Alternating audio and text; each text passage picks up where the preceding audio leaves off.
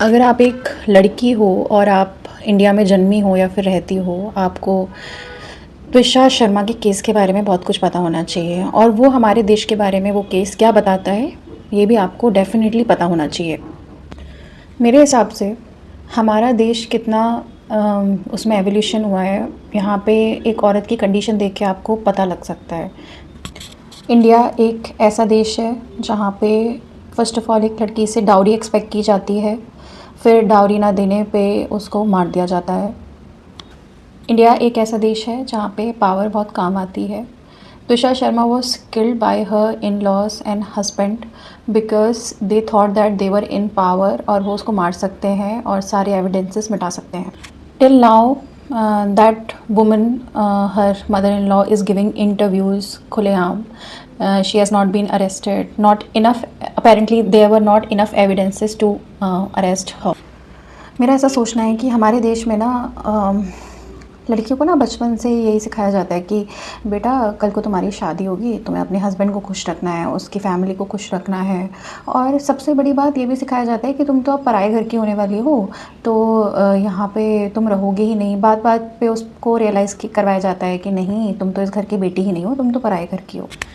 ऐसे में ना कोई भी लड़की ये सोचेगी कि उसके ऑलरेडी ना दिमाग में ऑलरेडी एक सोच भर गई होगी कि there is no escape. Once I go to my in-laws house and live there, I am the member of their home, and it's not like I am their family member, but it's just that I have to adjust in that house और मुझे कुछ नहीं करना है वहाँ पे जाके, मुझे कुछ आवाज़ नहीं उठानी, कुछ नहीं करना, क्योंकि मैं किसके पास जाऊँगी कल को अगर कुछ हो भी गया तो। और यही चीज़ त्विषा शर्मा के साथ भी हुई।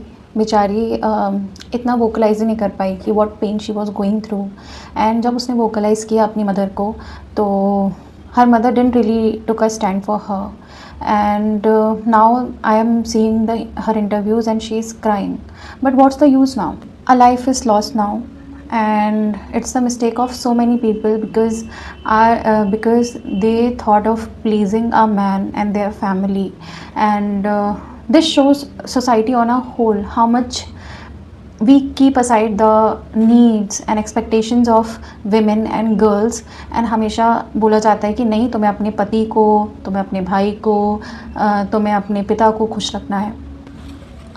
मैं कहना चाहूँगी उन सब पेरेंट्स को, उन सब भाई बहनों को, उन सब माता पिताओं को और उन सब इन लॉज को कि जब एक लड़की को आप विदा करते हो ना किसी और के घर जाने के लिए, अपने इन लॉज जाने के लिए, तो उससे ये ज़रूर बोलो कि बेटा ये भी तेरा घर है, तुझे जितना आना है यहाँ पे ये पहले तेरा घर है, और जहाँ जिस घर में तू जा रही है वो भी घर है, लेकिन वो बाद का घर है।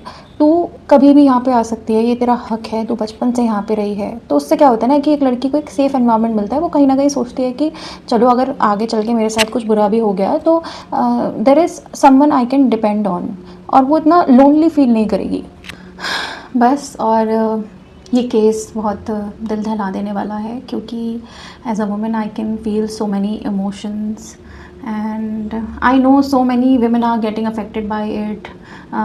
It would affect their decision of doing a marriage, and which it should, because क्या फ़ायदा अगर आपकी कल को शादी हो गई और आपका जीना ही बहुत ज़्यादा रिस्की हो जाए।